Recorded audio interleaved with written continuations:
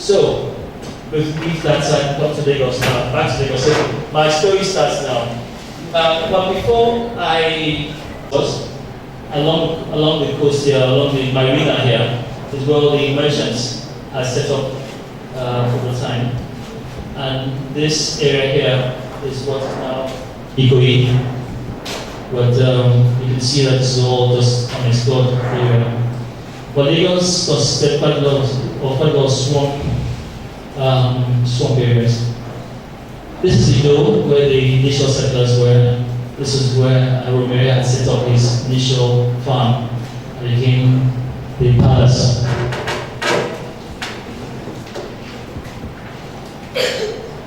So they granted land to the for consulate, the missionaries and merchants. I mean, this is Akitoye's equipment to the British.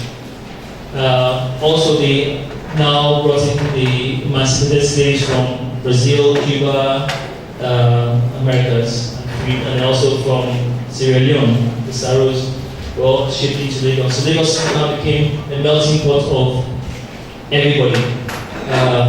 The British needed numbers because they needed people who had been colonized or who had been had seen or who had been civilized, as it were, to come into this native community and show a whole new, different life. But all of this was because they offered protection. Imagine Akitoye now having signed a treaty with the British, where the British were his protectors. He had no army of his own.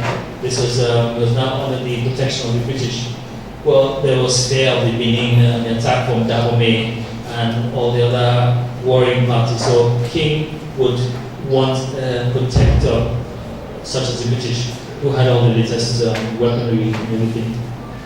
But at the same time, he lost his control of his kingdom.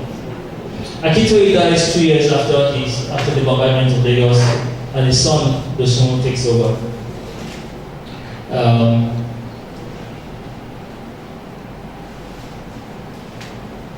The missionaries, that's very interesting. The missionaries came in essentially to pacify the people. Initially, was to essentially the word they used was civilized. So if you imagine all the atrocities that have been going on in the hinterlands, all the killings and everything I mentioned earlier on. So the missionary brought religion, brought God, and brought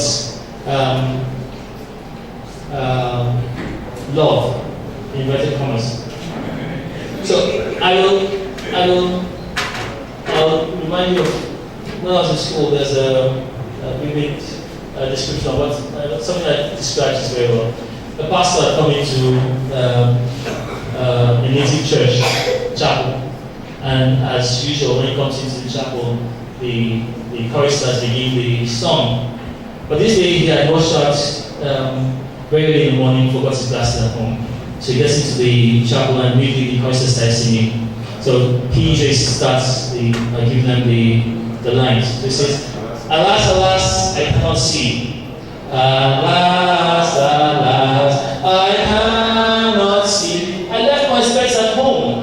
I left my specs at home. You fools, why do you sing? You fools, why do you sing? I left my specs at home. I left my specs at home." So you can see that there's a disconnection between what they were telling us and what we were understanding. So, but it was all part of the brainwashing and the colonization. We wanted to be like them. They dressed in white, they looked clean, they looked godly and everything. And it was all part of the brainwashing. And they sang lovely songs. Now the merchants. This is a very important person in the history of Lagos. You all know Akwa Akpa. Akwa Akpa area of Lagos was named after William McCloskey because of his red beard. William McCloskey had been a merchant in Congo in Benin, or in Dahomey, before he came to Lagos in 1852. He had been in West Africa for 7 years before he came in, and came arrived as an agent of W.B. Hutton. I read up on W.B. Hutton recently, and I found they had gone bankrupt just before across the for Lagos. What his part was in that, I'm not sure, but they went bankrupt in 1851. And the owners were being sued all over the place. So it became, after arriving in 1852, you can see that 3 years later he was appointed the vice consul to Badagry. But why was he sent to Badagry? Because he had had a run-in with John Campbell, who was the consul at the time, over paying duty on some things he wanted to export, or some products he was exporting. So we had an ongoing argument with John Campbell, and so was posted as vice consul to Badagry, where he acted for a year, and then came back in 1856 to become acting consul when Campbell had to travel to the hinterland. In 1861, he became acting consul when the consul Foot dies during the expedition. It was at this time, 1861, that the Treaty of Lagos was signed, and it was a major part in enforcing the secession treaty in Lagos. But while he was in Badagry, he got treaties signed, trading treaties signed with Porto Novo and Badagry. And like I said, he accompanied the ship, the